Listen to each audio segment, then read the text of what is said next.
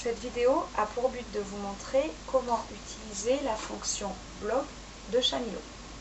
Alors, il suffit de commencer par cliquer dans le cours dans lequel vous voulez travailler et la fonction blog est tout en bas.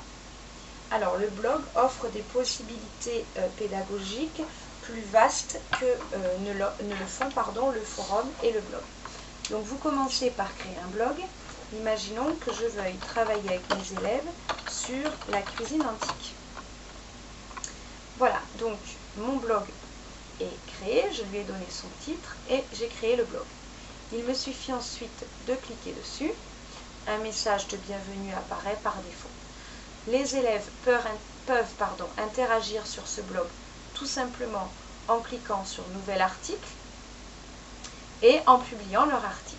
Jusqu'ici, rien de bien nouveau et de bien différent d'avec le forum. Alors, là où le blog peut se montrer plus intéressant pour nous professeurs, c'est avec la fonctionnalité gestion des tâches. Alors, je vais vous montrer en cliquant dessus. On va imaginer que dans la cuisine antique, je veuille créer deux groupes de travail, un qui va travailler sur une tâche, un autre sur une autre. Imaginons que je veux que l'un d'entre eux travaille sur la cuisine grecque. Donc ici, je peux donner une consigne, rédiger un article. Je peux donner pour une meilleure visibilité une couleur à ma tâche et je l'enregistre. Je vais faire de même pour la cuisine romaine.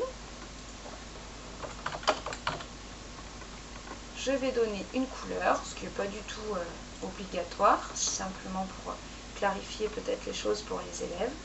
Et à partir de là, il va me falloir assigner une tâche à mes utilisateurs. Donc je clique sur assigner une tâche, je choisis l'utilisateur de mon choix, je lui assigne la tâche de mon choix et je valide. Au fur et à mesure que j'assigne des tâches, la liste apparaît en bas. Ainsi, j'ai ici mes utilisateurs avec la tâche que je leur ai assignée et la date à laquelle je l'ai fait.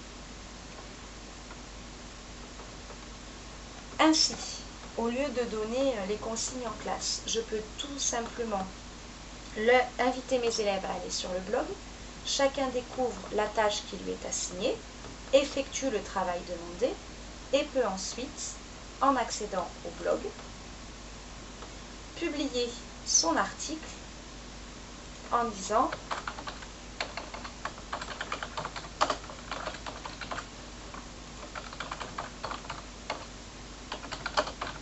par exemple article terminé, en joignant son article en cliquant sur choisissez un fichier et enregistrer. Ainsi, en accédant tout simplement au blog, je peux voir où en sont mes élèves et récupérer éventuellement le travail et la pièce jointe qu'ils ont inséré. Donc ça peut être un outil très intéressant pour gérer et concentrer le travail de groupe.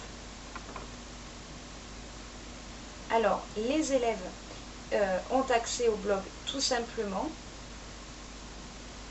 Donc dans le cours latin 3e, n'oubliez pas qu'à tout moment, vous pouvez cliquer sur le bouton Vue apprenant pour vous assurer de ce que voient ou non les élèves. Donc par défaut, ils ont donc le blog.